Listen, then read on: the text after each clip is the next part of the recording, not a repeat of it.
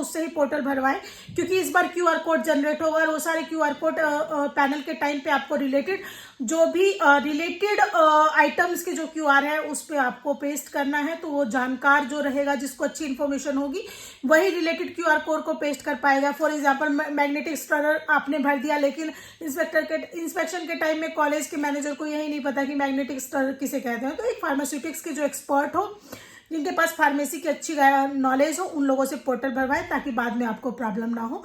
तो कॉम्प्लिकेशन को ध्यान में रखते हुए मेरा फर्स्ट सजेशन यही है कि पोर्टल जब भरवाएं तो किसी प्रोफेशनल से भरवाएं। दूसरी चीज, जो फीस कटवाएं वो कभी भी चालान के थ्रू ना करें, क्योंकि चालान की मोस्टली पेमेंट फंस जाती है। उसको आप direct net banking NEFT RTGS से ही प्रोसीड करने की कोशिश करें। चालान जनरेट करके बैंक में ले जाके भरेंगे तो उसमें आप परेशान होंगे 99.9%। अगर आप ऐसा कर रहे हैं तो लास्ट डेट से बिफोर करें, कम से कम 3 दिन 4 दिन पहले। अगर इस टाइप की कोई प्रॉब्लम आती है, आपके पोर्टल पे शो कर रहा है कि अभी पेमेंट सबमिट नहीं है, या जो पेमेंट स्टेटस है वो पेंडिंग शो कर रहा है, तो आपके पास टाइम रहे बैंक से जाके इन सारी चीज़ों को क्लियर करने का।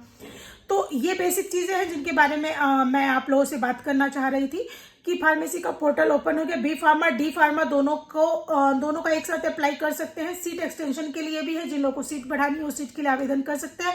जिन लोगों को कॉलेज, ट्रस्ट, सोसाइटी के नाम में, लोकेशन में एड्रेस वगैरह चेंजेस कराना था, वो लोग भी अप्लाई कर सकते हैं। कुछ नॉमिनल फीस 50 या 60 हज़ार के आसपास होगी, उसको आप कटवा देंगे तो आपके वो चेंजेस हो जाएंगे। तो ये बेसिक कुछ चीजें थी जिसके बारे में मैंने बात की।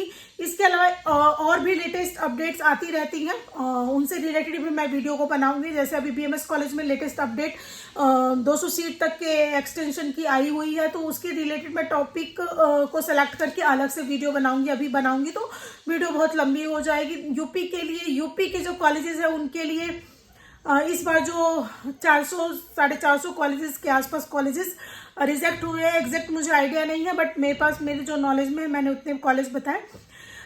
जो रिजेक्ट हो गए हैं उनका 2024 सेशन बिल्कुल 0 है, कोई चांसेस नहीं है उनका ये सेशन मिलने का। जिन कॉलेजेस ने कंप्लाइंस भर के अप्रूवल लिया है वही कॉलेज अप्रूव माने जाएंगे, जो रिजेक्ट हैं वो रिजेक्ट ही रहेंगे। सुप्रीम कोर्ट से जो 86 कॉलेजेस को रिलैक्सेशन मिला है उनका भी हो सकता है कि पुनर्निरीक्षण किया जाए, क्योंकि कंडीशनल अप्रूवल है। उस कंडीशन में PCI के पास पूरी पावर होती है, वो जब चाहे तब निरीक्षण कर सकती है। तो कहीं से भी किसी भी तरीके से राहत नहीं मिलने वाली है। अगर आपका कॉलेज अप टू डेट है according to PCI all regulation, तभी आपको अप्रूवल मिलेगा। अदरवाइज कोई चांसेस नहीं है कि PCI आपको अप्रूवल देगी। तो हमेशा इस चीज को ध्यान